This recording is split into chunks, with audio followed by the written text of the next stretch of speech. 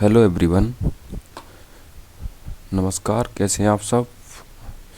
SSC GD के paper solution में आप सभी का स्वागत है। एसएससी जीडी का 16 नवंबर 2021 का सेकंड शिफ्ट का आधा पेपर कल सॉल्व कर लिया था। आज क्वेश्चन नंबर 15 से स्टार्ट करेंगे, 25 तक सॉल्व करेंगे। एक ही क्वेश्चन को डिटेल डिस्कस करेंगे और एग्जाम में कैसे करना है वो भी बताएंगे। ठीक है, पसंद आए तो वीडियो लाइक करना। ओके। क्वेश्चन बोलता है 5 वर्ष पूर्व ABC का आयु का अनुपात है 4:7, 4:5:7। तो इसको मैं 4x, 5x और 7x लिख देता हूँ। ठीक है, ये है A, ये है B, ये है C। उनकी वर्तमान आयु का योग है 135 वर्ष। अब से 3 वर्ष बाद B और C का आयु का योग क्या होगा। देखो ये 5 वर्ष पहले है, तो अभी में इसकी आयु कितनी होगी, 4x + 5 होगी। इसकी आयु कितनी हो गई होगी, 5x + 5 हो गई होगी। इसकी आयु 7x + 5 हो गई होगी। ठीक है, और अभी उनकी वर्तमान आयु का योग कितना है, 35 वर्ष। यानी इन तीनों का योग कितना है, 35 वर्ष है।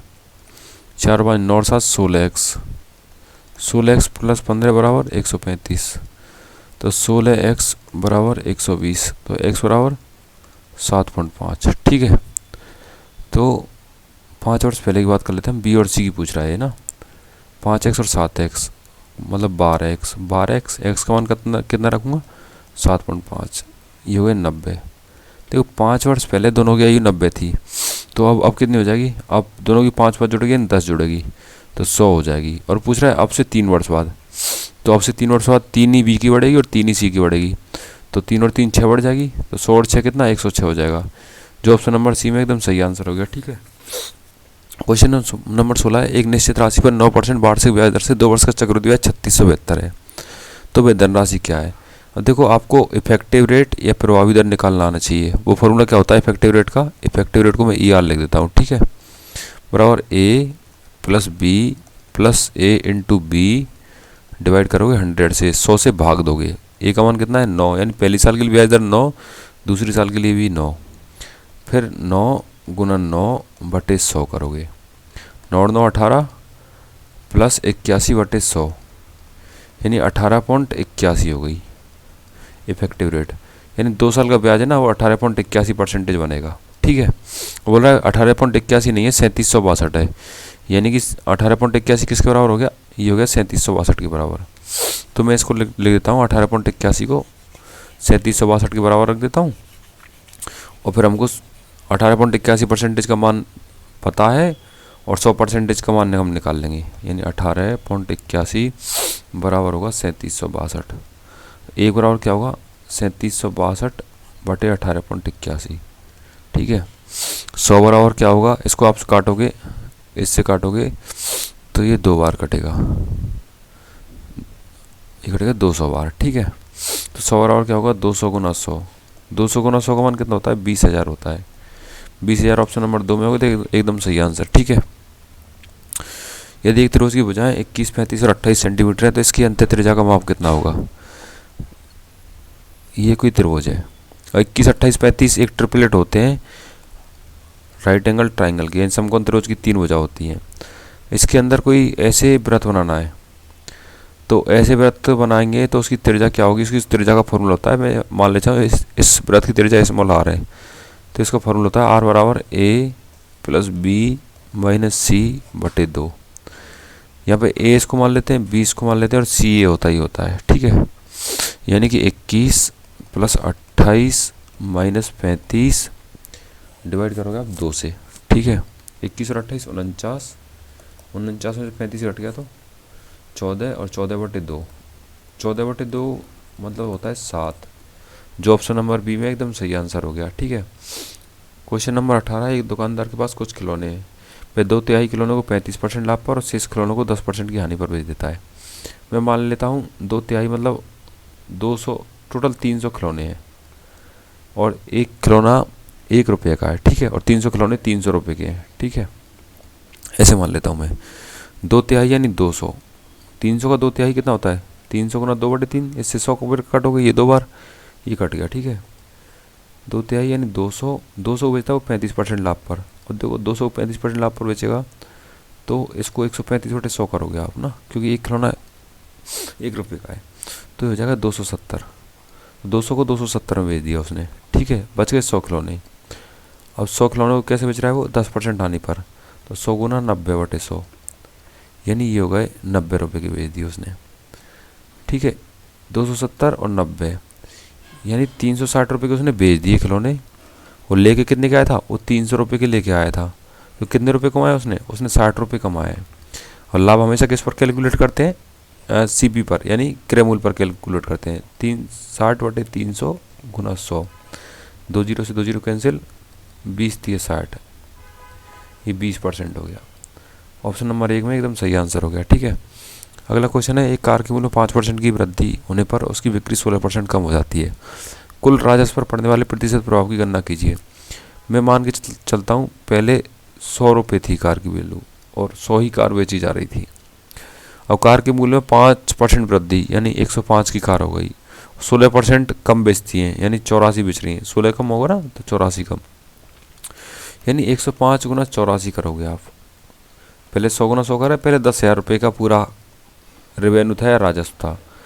अब 105 गुना 84 करोगे, 84 पंजे 420, हासिल की 82, 2 लिख दिया, हासिल की 4, 84 और 4 88, यानी अब 8820 की बेच रहा है। यानी अब वो है 1180 रुपये कम कमा रहा है, यानी 1180 10,000 रुपये कम है। तो 1180 10,000 कितना परसेंटेज है, 2 जीरो 2 जीरो गए 0 यानी 11.8% कमी हुई है। जो कि यहाँ पे किसी भी ऑप्शन में मेंशन नहीं है, तो ये सारे ऑप्शन गलत हैं। क्वेश्चन के बोनस मार्क मिलेंगे, यहाँ पे 11.8% कमी आंसर होगा। ठीक है,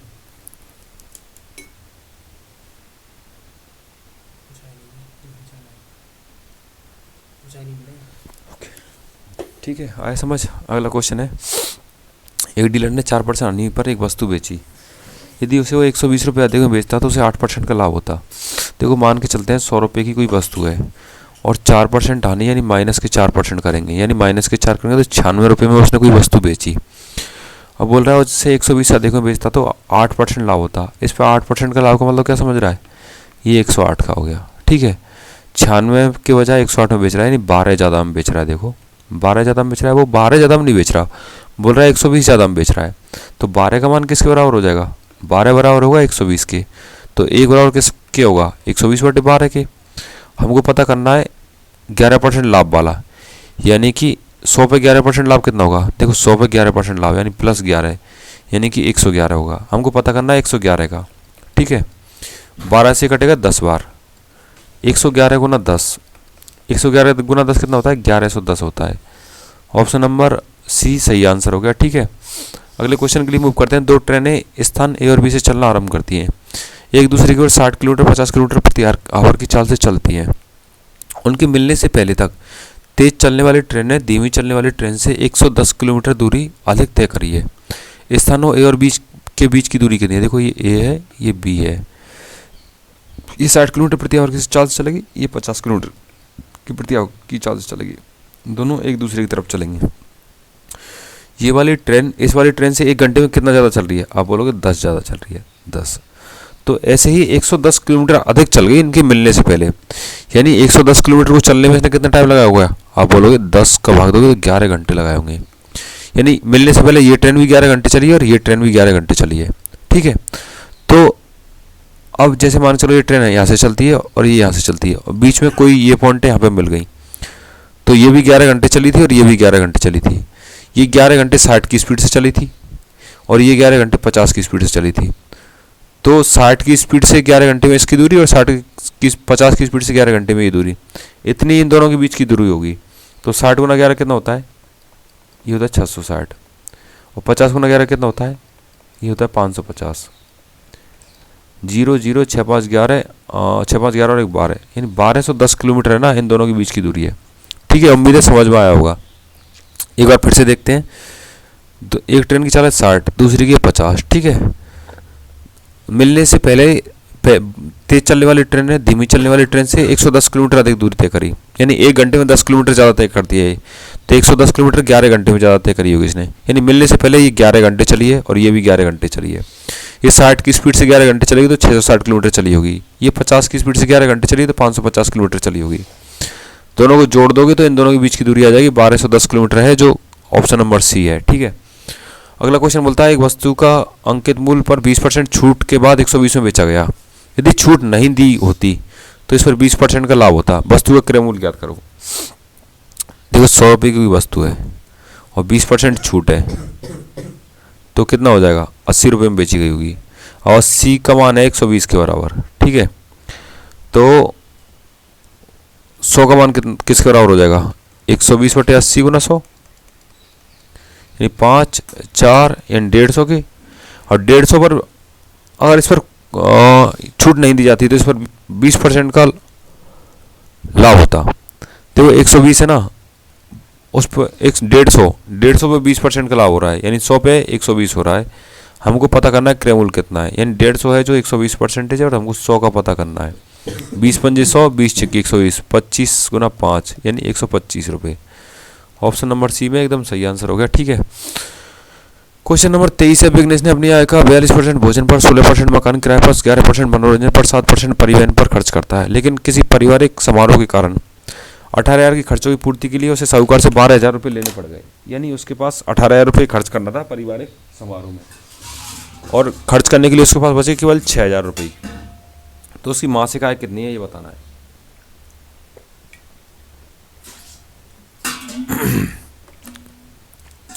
मान के चलो पूरा कितना था उसके पास, 100%। 100 में से 42 भोजन पे चला गया, 16 मकान पे चला गया, 11 मनोरंजन पर, 7 परिवहन पर।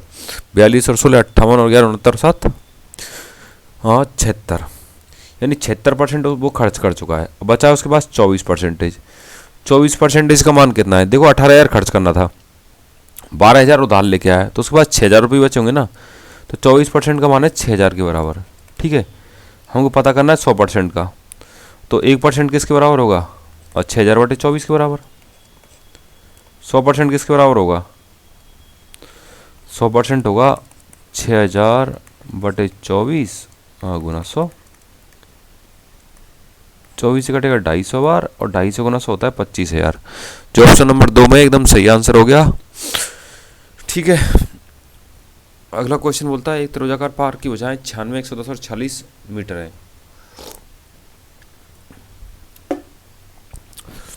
इसका क्षेत्रफल उस समचतुर्भुजाकार मैदान के क्षेत्रफल के बराबर है जिसका एक विकर्ण 60 मीटर है। तो दूसरे विकर्ण की लंबाई ज्ञात करो।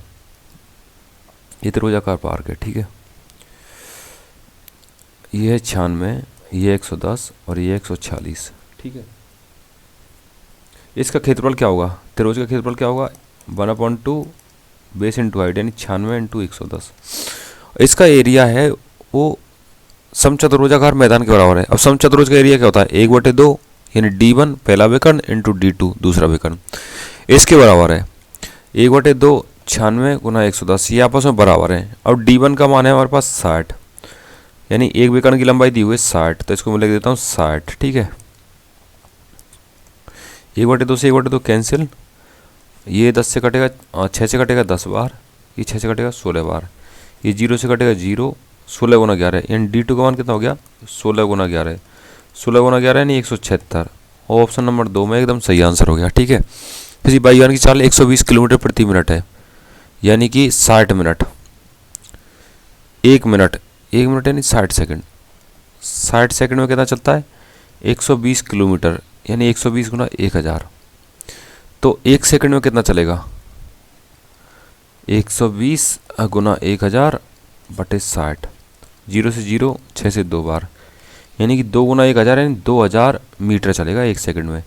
तो उसकी चाल हो गई 2000 मीटर प्रति सेकंड।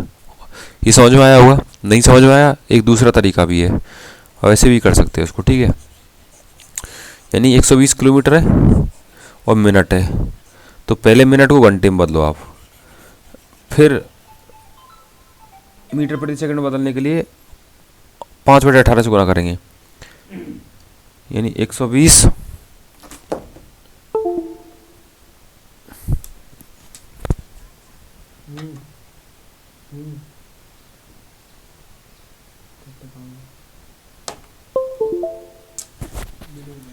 हेलो हेलो एक मिनट, 120 किलोमीटर है ना, यानी 120 बटे हो गया मिनट को 60 में बदल दोगे। ठीक है, यानी 1 घंटे में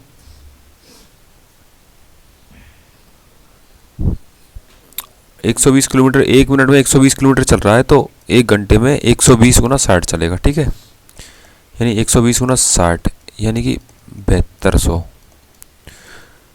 किलोमीटर चलेगा। इसको बदलोगे आप किस में, 5/18 मीटर प्रति सेकंड हो, 5/18 से गुना, ये 18 से 400 बार, 400 पंजे 2000, यानी कि 2000 मीटर प्रति सेकंड उसकी चाल हो गई। ठीक है, question number answer option number 4 answer है। उम्मीद है समझ में आया होगा। ठीक है, एक इंग्लिश का क्वेश्चन भी कर लो। चलो ठीक है, पूछ रहा है वन वर्ड क्या होगा इसके लिए। A person who supervise during the examination, यानी एक आदमी जो एग्जाम के दौरान सुपरविजन करता है, देखता है। जैसे आप एग्जाम देने जाओगे ना ऑनलाइन, तो आप कंप्यूटर पर बैठे रहोगे, ऐसा कंप्यूटर होगा आपका, आप बैठे रहोगे, ये इधर CPU लगा हुआ है, आप इधर बैठे हो। ठीक है, ये आप बैठे हो, तो जो ऐसे टिक टिक टिक टिक चारों तरफ आप घूमता रहेगा ना, वो क्या होगा, उसको बोलते हैं इन्विजिलेटर।